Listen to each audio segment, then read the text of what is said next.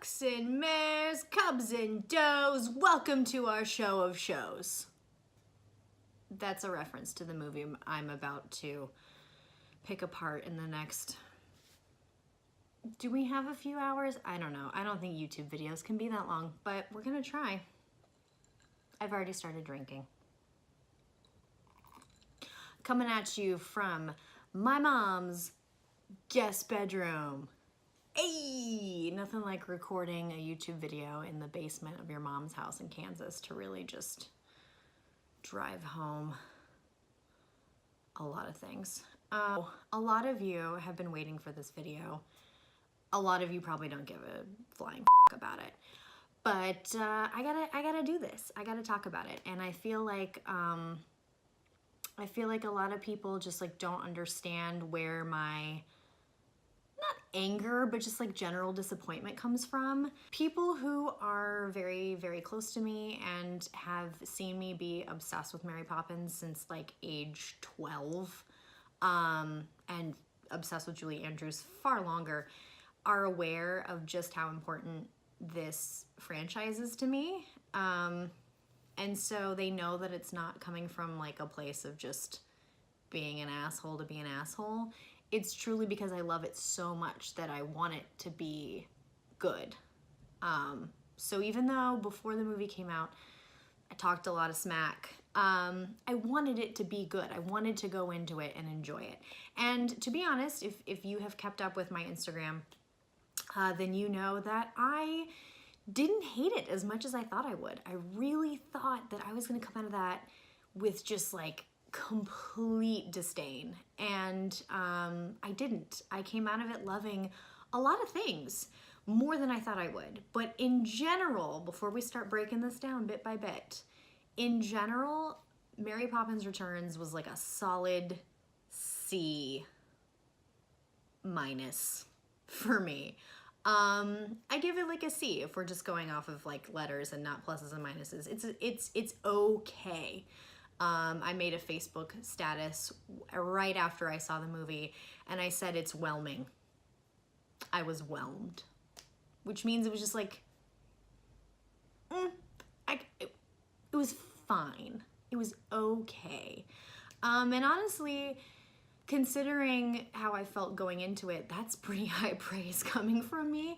But now that the movie's come out and people have started watching it and people are reviewing it and critics are saying things about it and your mom and your grandma are saying things about it and everyone in their, whole family is gonna go see it over holiday break, I just felt like I needed to really break things down bit by bit.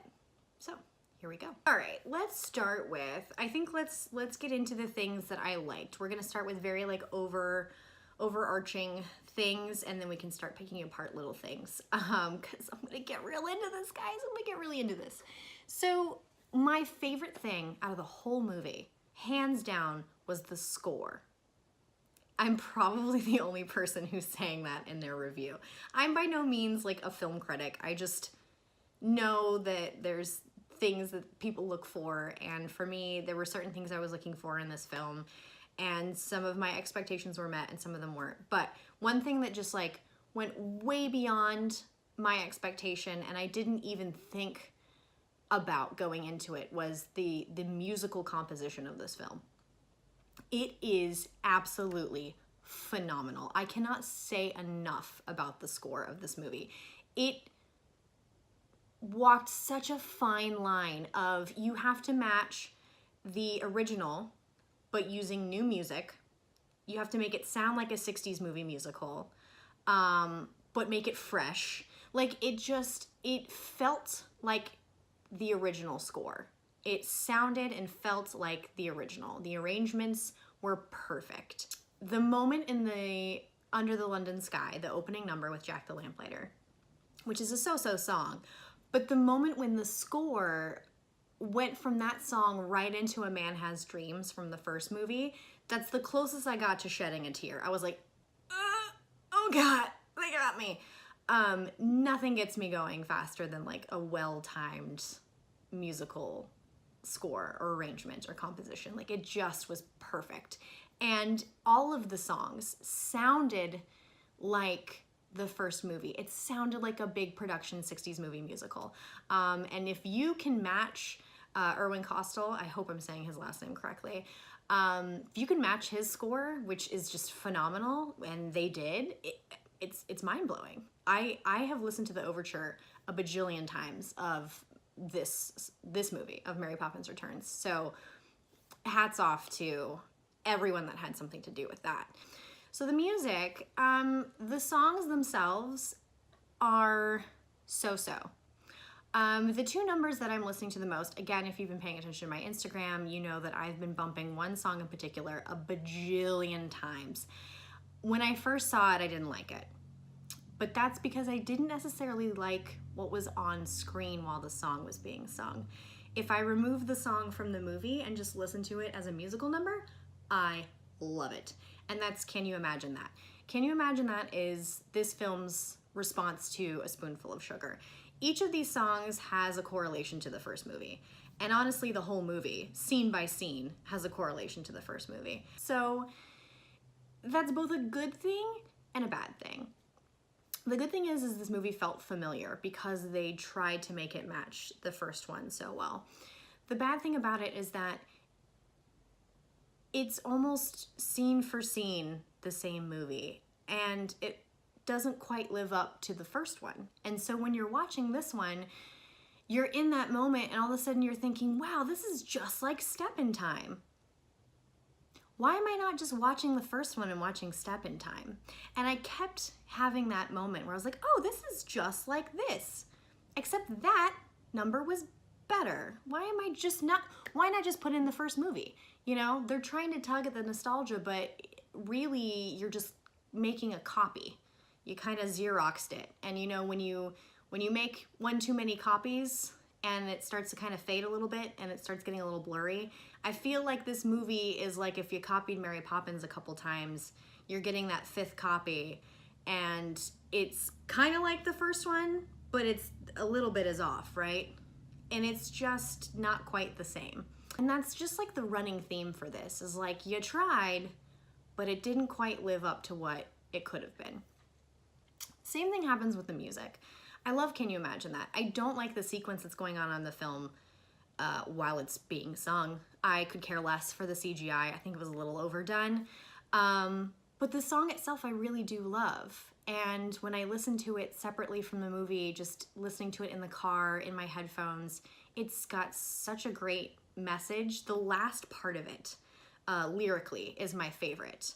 Some answer when adventure calls. Can you imagine that? And sail straight over waterfalls. Can you imagine that? It has such a great message at the end, and how you can choose to have this positive outlook.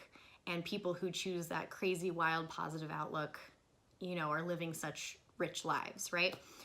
Love that number. And I also think it's the strongest of Emily's songs in terms of singing. The rest of the songs, the other one I like the most is Trip a Little Light Fantastic, which is their answer to Step in Time. But again, it's not quite as good or catchy as Step in Time, and it just kind of feels like a Xeroxed version of Step in Time, and it just makes you kind of want to go listen to Step in Time. The rest of the music, honestly, other than those two songs, incredibly forgettable. I don't think I've listened to The Place Where the Lost Things Go since I saw the movie. That was their attempt at Feed the Birds, I think, and it just didn't do anything for me. Didn't help that its connection to the plot, not great. The fact that they've lost their mother recently, and the answer to that is she's not gone, she's lost, and you'll find her eventually, is kind of, what? Like, I don't know. It's a weird message to me, and it didn't do anything for me plot-wise, emotionally. I was just kind of like, ugh, the whole time it was happening. Honestly, the rest of the music, it's fine.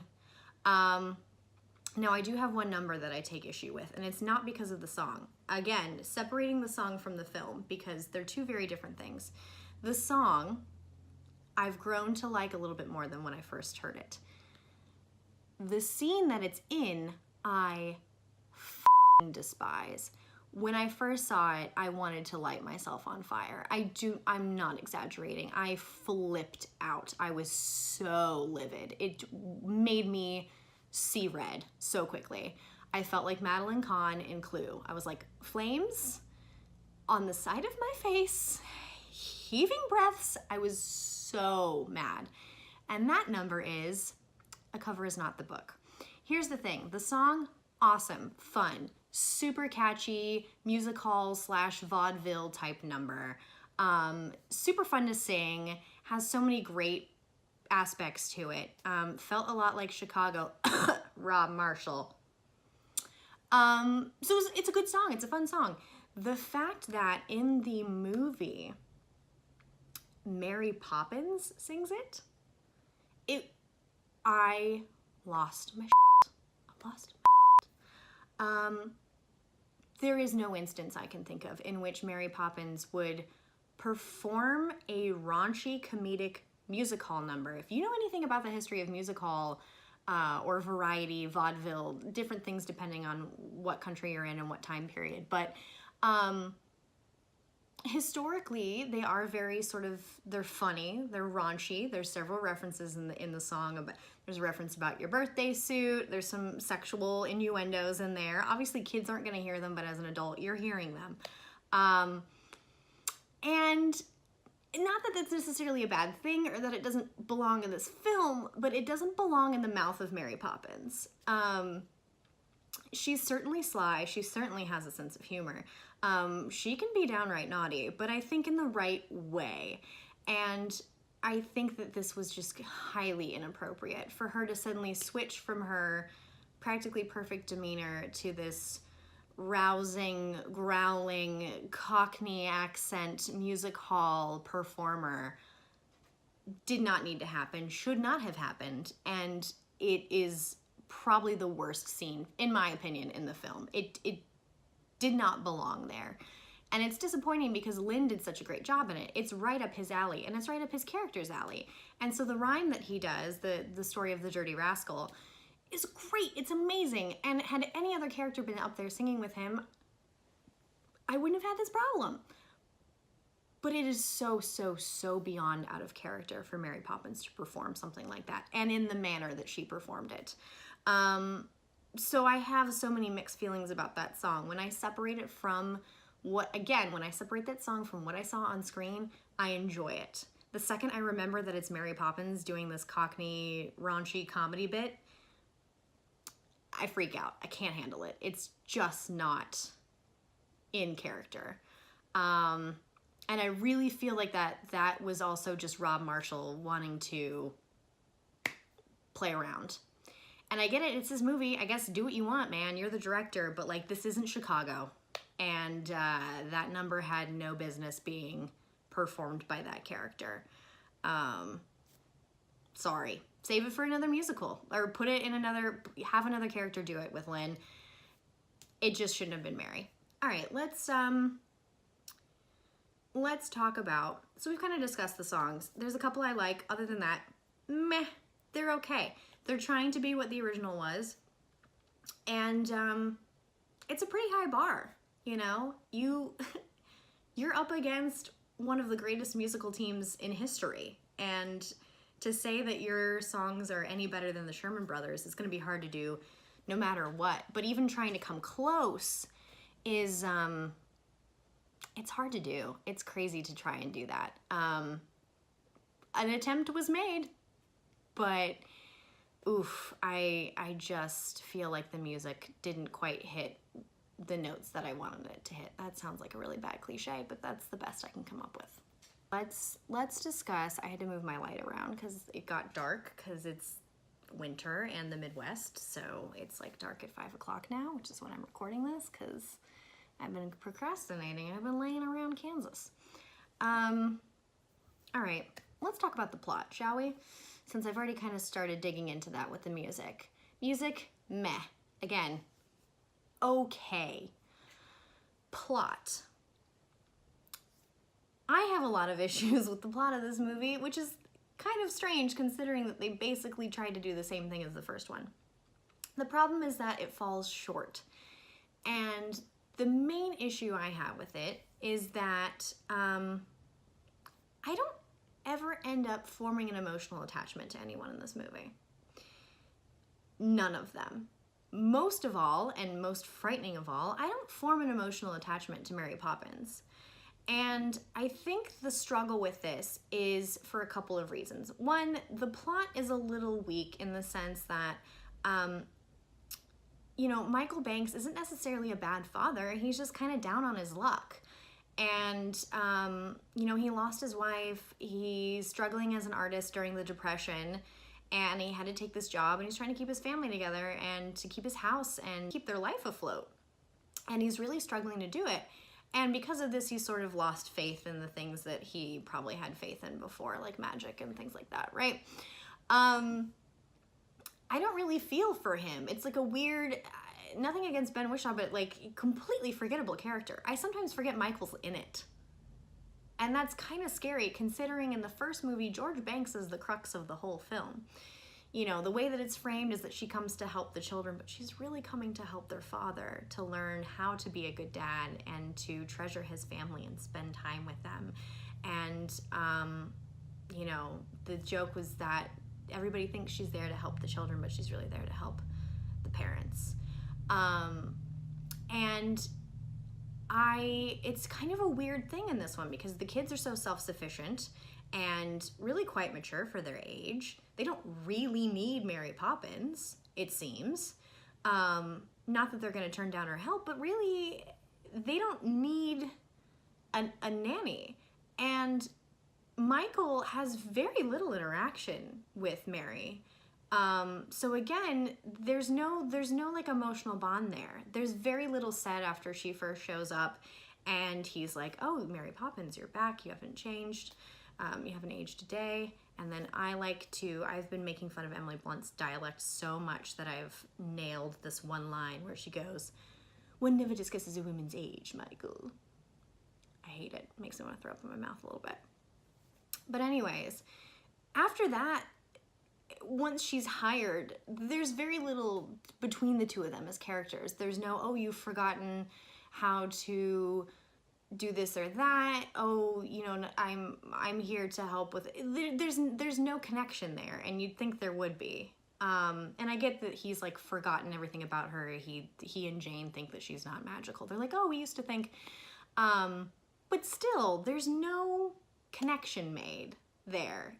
There's very brief interaction and no emotional ties are kind of made at that point. And the same thing goes with her and the children. The children are pretty much like from the get-go, they don't really need a nanny, but they're like, okay. And they're pretty much on board with her, pretty straight on. And so again, there's no like, she's not like working to win them over like she is in the first one. There's not much of it's very superficial between her and the children. Versus the first one, she worked really hard to gain their trust and to teach them their lessons and to show them all these magical things. And she really formed this bond with them throughout the movie. And I feel like that doesn't come through in this one. Now, the most important relationship and the one I was most nervous about was between Mary and Jack. I was truly terrified that Jack the Lamplighter would be another romantic interest for Mary Poppins. Now, everyone can argue about Bert all you want, but the truth of the matter is that despite all of P.L. Travers whining and yelling about how they are not romantically involved, Walt Disney, in his original film, made it that they were partners. Now, you can choose to read the term partners however you like, but they were partners. They were partners. I can't think of anything else. They were by each other's side. Clearly, he'd done this before with her. They have a routine. They have this relationship. Some of it shone through to me in the first movie as romantic, despite the fact that they did not kiss, as per P.L. Travers' request. if you are a huge fan of the first one like me, you may know that they actually wrote a song where Mary sort of declared her love for Bert and vice versa, called Through the Eyes of Love. Now, it got canned, and thank goodness it did, because reportedly Julie Andrews didn't really like it, and as a result, the Sherman Brothers went back to the drawing board and came back with Spoonful of Sugar. So, I guess it's a good thing it got scrapped. But they really were leaning on that they are a romantic item, right? They're a couple. And I firmly believe that as well. If you even read the books, P.L. Travers is full of because she's like, oh, they're not a thing. Literally read like the second chapter of the book where it's Mary's first day out and she goes to find Bert. They flirt relentlessly in the book. Like, she's all blushing and shy when she sees him in the park, and he's all flustered and hot under the collar, and it's evident, even in her books, that they're an item. So I was very, very, very, very nervous that Jack would be a romantic interest for her. He's not. He's a romantic interest for Jane, which, call me crazy, but I don't think that's gonna work, because if you take one look at Jane, that's a big fat homo. Think about it, folks. Have you seen those pants? Have you seen what she's wearing? She's probably, what, in her late 20s, maybe mid-30s? Confident, single, working for a cause, wearing pants, not dealing with men's bullshit. I think she's a lesbian, guys. But hey, they decided to make Jack and Jane a thing. Weird, fine, whatever. I think it's gross. It gave me the heebie-jeebies. I didn't like it. But it's not really an issue in my book. Fine, do it, whatever. I was glad then that Mary didn't have this thing with Jack, because she's obviously in love with Bert. But then it kind of became a weird thing because she didn't have a partner in this movie. Yes, Jack shows up in a bunch of numbers and sings along her side and does a bunch of things with her and the children, but why? There isn't any emotional really connection there. It's referenced that he knows her because he was an apprentice of Bert's, and that's kind of it. He just kind of shows up. It's like, oh, we're on an adventure. Hey, Jack's here to help sing this number because it's Lin-Manuel Miranda. That's kind of what it felt like. Like, oh, Jack's here again to help sing this song. There didn't seem to be any emotional connection between her and Jack. Like, it's not like I'm needing a whole backstory here, but I just didn't feel on screen that there was any relationship built there. And so Mary's kind of on her own. She doesn't form an emotional attachment to anybody in this movie. And as a result, I don't, as an audience member, form an emotional attachment to her or anyone else, because you're supposed to do it through her, right? You do it through her in the first movie, and in this one, there's just nobody, everybody's kind of doing their own thing, and nobody is emotionally invested in one another. It's just kind of like, oh, we're doing this now. Oh, I'm here for this. We're gonna do this song and dance. But I don't know that there's any motivation behind it. What's the motivation for Jack to be there? Just because it's fun? I mean, that's fine, I guess, but I don't feel like it's enough of a reason. And at least when it was Bert, it was because there was this underlying emotional relationship there. And that really drove the plot for me. And it also gives another layer to the character that's Mary Poppins. It reminds the audience throughout the movie that she's human. You know, she has friendships, relationships, romance. There's a whole other side of her that we don't know, but we get glimpses of it through Bert, when she's got a sly little smile to him, or a wink or a nudge or something where you see that side of her reflected through Bert, and that doesn't happen in this movie. And so I feel like a lot of what is Mary Poppins was kind of lost on screen because she had no one to bounce any of that off of. And I guess that's gotta be hard for Emily Blunt too, because you're not really, there's not a whole lot of people to act off of. You're kind of out there on your own. And as an actor myself, that feels kind of scary. Like, who are you, if you're not invested in this, if you're not creating relationships with these people, what's your motivation for doing any of this?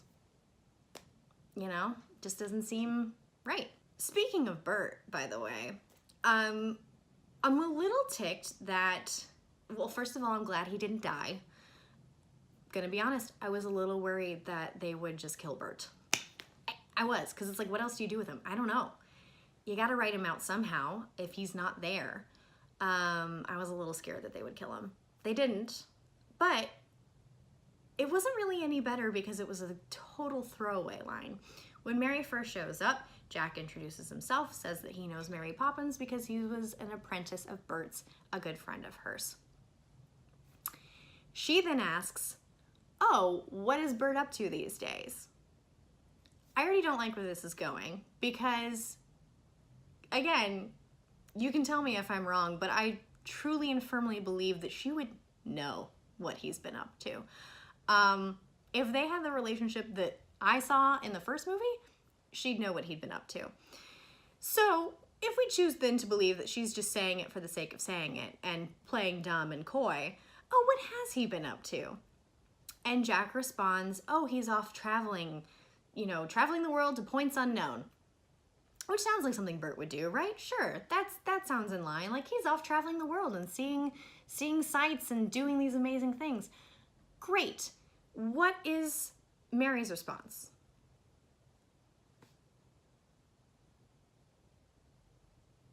Nothing. I got nothing off of Emily's face. And I don't know if that was an acting choice on her part or a directing choice. Nothing. She gives nothing away. And we move straight on. Oh, good for him. Boop, done. That was the end of that f***ing conversation. It was like you knew that they wanted to move away from that topic as quickly as possible. Oh, don't mention Bert. Oh, what is he doing? Traveling? Great. This is our adventure. I get it. You're trying not to draw attention to this particular plot hole. But even one little look, one little something from Emily could have turned that scene into the perfect moment. If he said, oh, he's off traveling to points unknown, and she goes, oh, really? But has a twinkle in her eye, or a raised eyebrow, or a sly little look or smile that indicates to us, the audience, that she knows what he's been doing, and maybe perhaps she's been doing it with him. Would be perfect. You don't even have to say a word. You don't even need a single line in that script. It could have been the same thing that she says. Forgive me, I haven't seen it in over like a week now. But her response was very deadpan. Oh, really? Moving on. If the response had been, oh, good for him. Something. It doesn't have to be that dramatic, but just a quick little, it's so frustrating because Emily did so many great things with her face. Acting with your face is so hard to do. It really is. Being a good on-camera actor is really hard to do. It's all about little things. And she was so great at that the whole rest of the movie. And so it's like, I wanted one quick little beat where we acknowledged that she had something with him. Maybe she knew that he was up to that.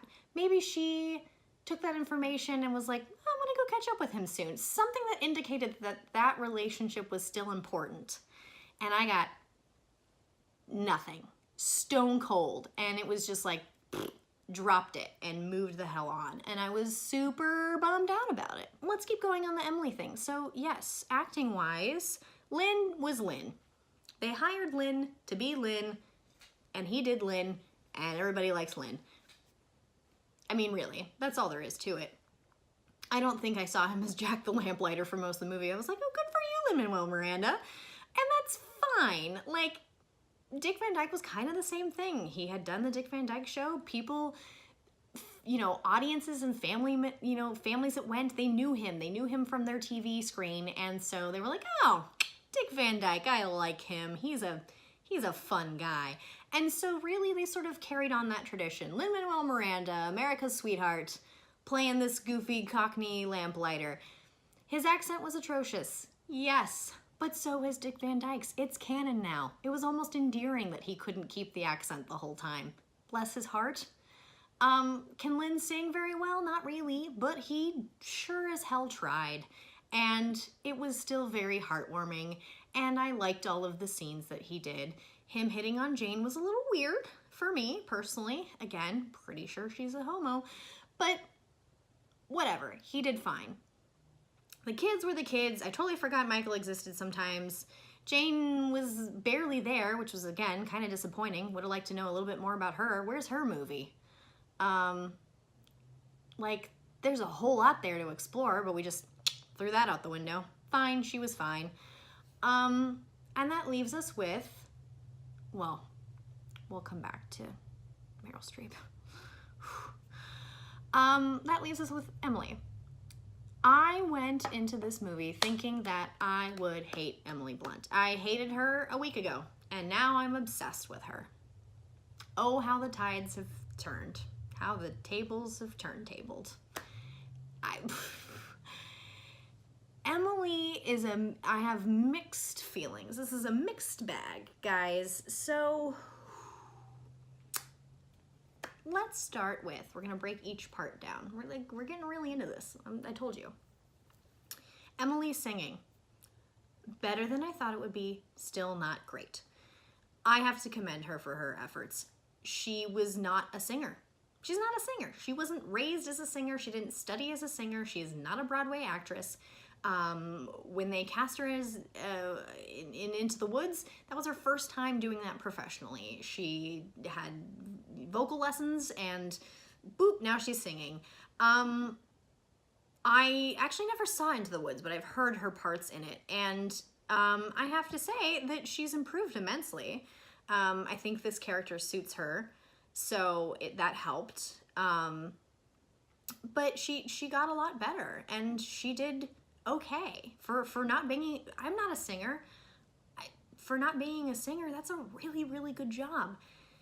When you then compare it to Julie Andrews or the just scores of women who did this on stage in the musical, then it falls kind of flat.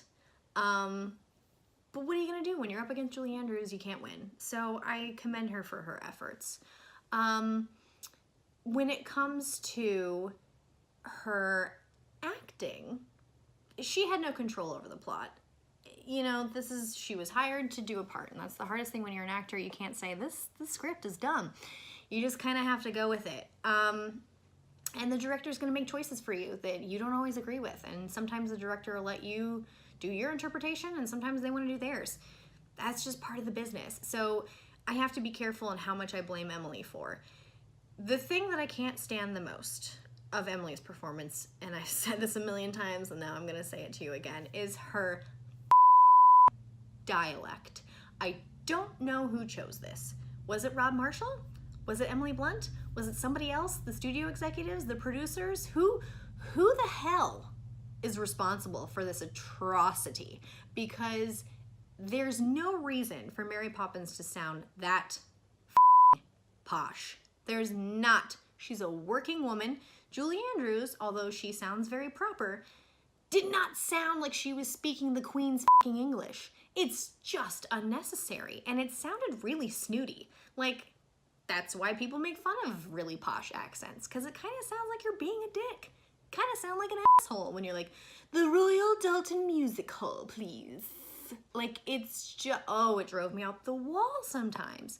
And it's so weird because Emily Blunt's natural dialect, her British accent, if you listen to her in any of her other movies where she has it and isn't using an American one, is perfect. It would have been great. Why the hell did you just leave it alone?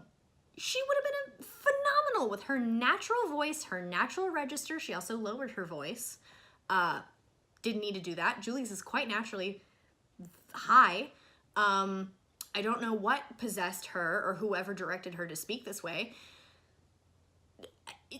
It's beyond. I don't understand. It makes no sense. And sometimes it pulled me right out of it. And I was just like, ugh. And I would be like, that's not Mary Poppins. And it would just yank me out of the scene because she would just, ooh, do that voice, and the dialect was just, ugh. I couldn't handle it. It was just such an unnecessary touch. And it really pulled away from her performance, because what I loved so much about her, and I was shocked, was that her acting, her physicality which is so much of acting, is your body movement, how you hold yourself, how you move your body, how you move your face, changing all those things to fit the character perfectly. And she had it down to an art. She had Mary Poppins physically in the bag. She had it. The way that she would move her face, what she did with her eyes, her eyebrows, her hands, her movements, the way she held herself, the way she walked, all of it was so dead on. I was so impressed. And I would start to lose myself in her performance, and I would go, okay, I'm watching Mary Poppins on the screen. And then she'd open her mouth and say a particular line with that dreadful fucking accent, and I would just be taken out of it just as quickly as I was in it. And so those two things are constantly at war while I'm watching her perform this. I don't know who did that to her. I don't know if she self-sabotaged. I don't know who decided that she needed to sound like that when speaking, but it just really docked her performance for me. And this is the thing that I think makes me the most upset. When it comes to this movie, I went into it thinking I was going to hate it entirely. I thought it's gonna be an absolute dumpster fire. I'm gonna hate it, I'm gonna walk out and go, that was all garbage, and move on.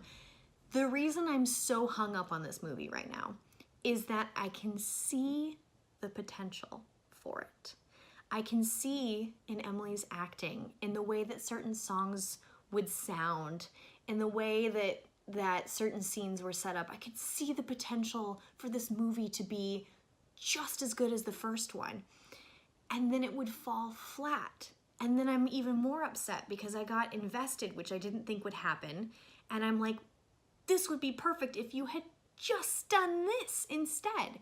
And that's almost more aggravating, right, than it just being a complete flop, because you can see how this could have been even better than it is.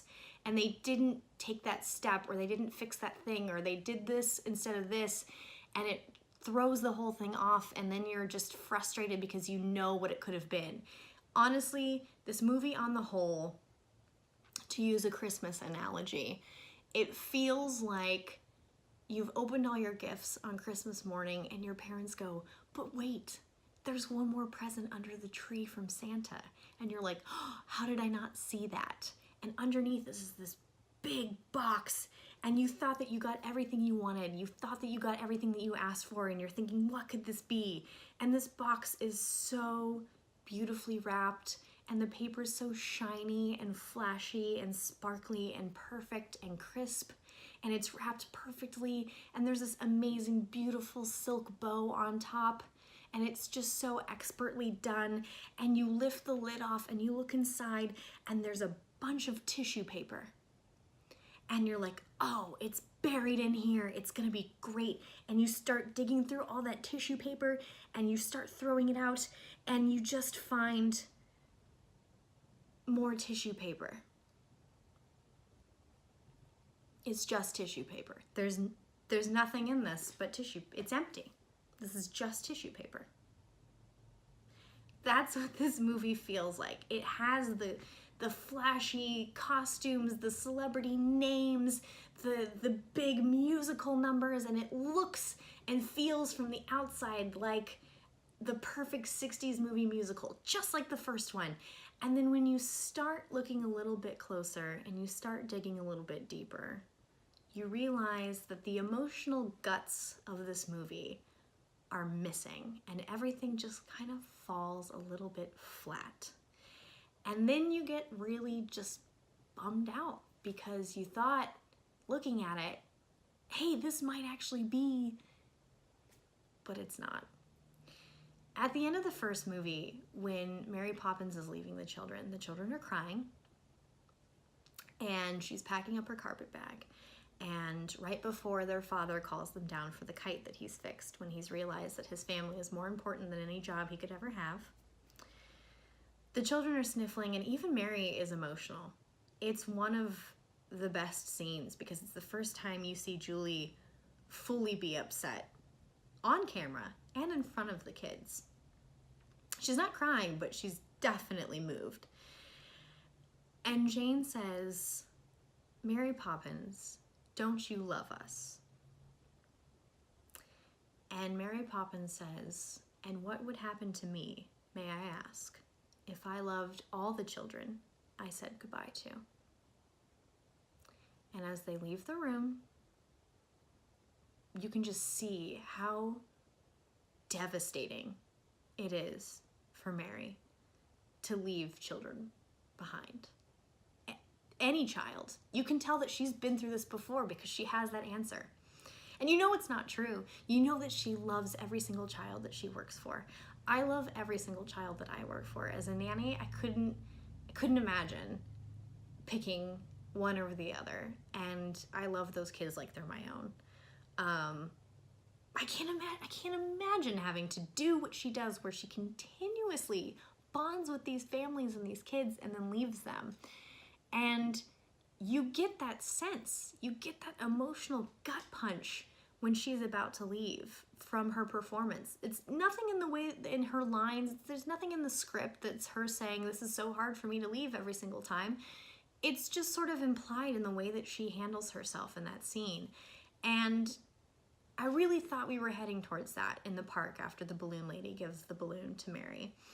And you can tell that she's about to kind of have an emotional moment. She looks into the balloon and she's like practically perfect in every way. And it's said in sort of a sad way, not a good way, just like it is at the end of the first movie. And I'm expecting that emotional gut punch, right? I'm expecting to be like, "Oh," and she loses her balloon and she's like, "Oh," and you realize like she doesn't ever get to join in that fun, right? That's not for her. It's not her place. But instead of me being just like emotionally ripped apart and sobbing like I am every time I finish the first movie, I just was like, because an emotional connection was never established in the movie between me and her as an audience member and between her and anyone on screen. The kids didn't really need her in the first place. Michael got his reminder, they saved the house, but like, it's not like he was a bad dad to begin with. And Jack has Jane, so like, everybody's kind of good. And she's just kind of like, "Cool, great, bye." That's kind of how the movie ends. Everyone's like, "All right, so we're good." And she's like, "You're good? Cool." What? I was kind of just stunned. The movie ended and I went, okay, well, I guess that happened. Who wants to watch the first one? In a lot of ways, it just didn't do what the first one did, and it tried really hard, and I commend it for its efforts, but how can you top something like Mary Poppins? That movie is just a really high bar, even for people, you know, that aren't me, that aren't obsessed with the first one and know every single detail about it. It's really harder to top a movie like that. And again, this is where they fell into that trap of, let's make it like the first one, but slightly different. I almost would have preferred if they went a completely different direction with the plot, if they hadn't tried to match the first movie scene for scene, number for number, dance routine for dance routine. If you're gonna do a new movie and you're gonna make it your own and make it for a new generation, go all in, you know, have some nods to the first, but other than that, go on a whole new path. You know, in the books, there were a lot of references to the books in this movie, and so a lot of people probably aren't going to get those because most people haven't read them. But, you know, it's okay to set aside those things if you have a really, really great message and story. And one of my very dear friends who was discussing the movie with me after she saw it said that the problem with this movie was form over content.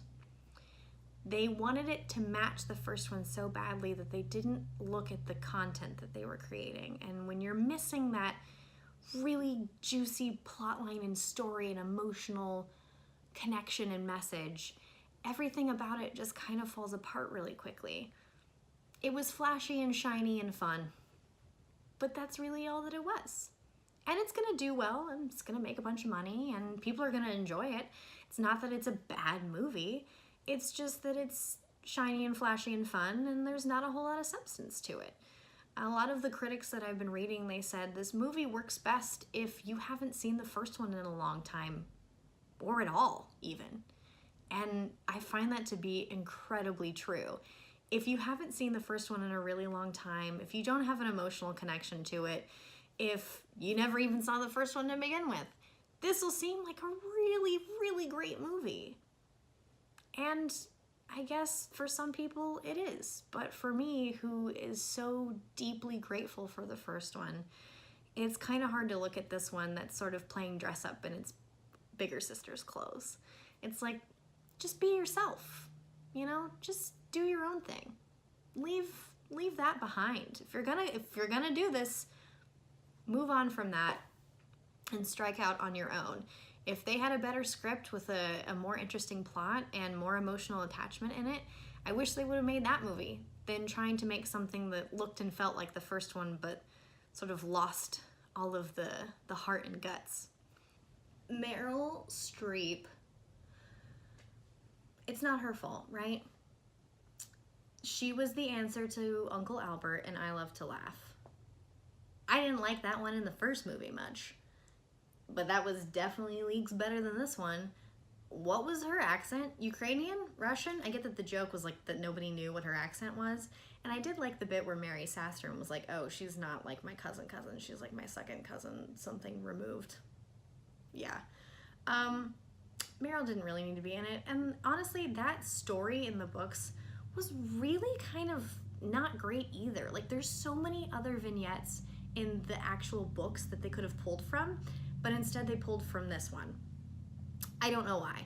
Didn't make sense to me. They just wanted to, again, match the first one and have a correlation. And so they went, what's our answer to I Love to Laugh?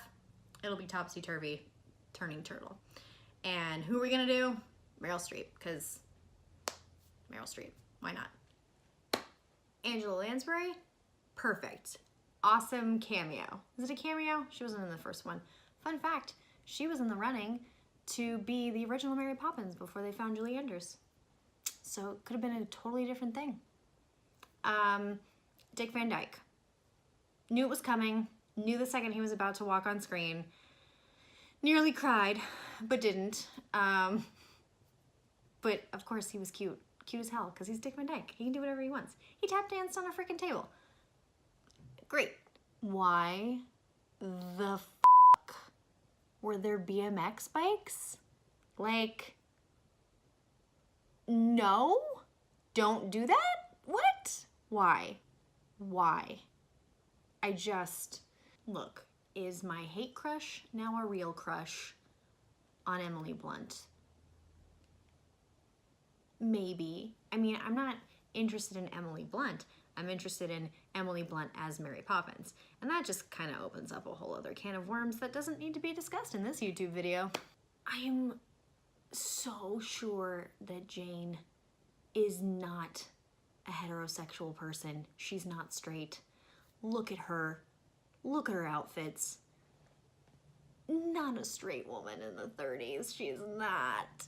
Seriously, that tweet about Mary Poppins being a queer icon because she is a single woman in her 30s, wears a bow tie every day, mixes patterns in her wardrobe, wears statement leather gloves, can do sick bike tricks.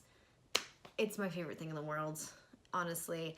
I never would have said Mary Poppins is gay before, but now that I've seen this movie, yep, yeah, I believe it. But I really thought I would hate it, and I didn't completely hate it. There was a lot that I hated, but I didn't completely hate it on the whole.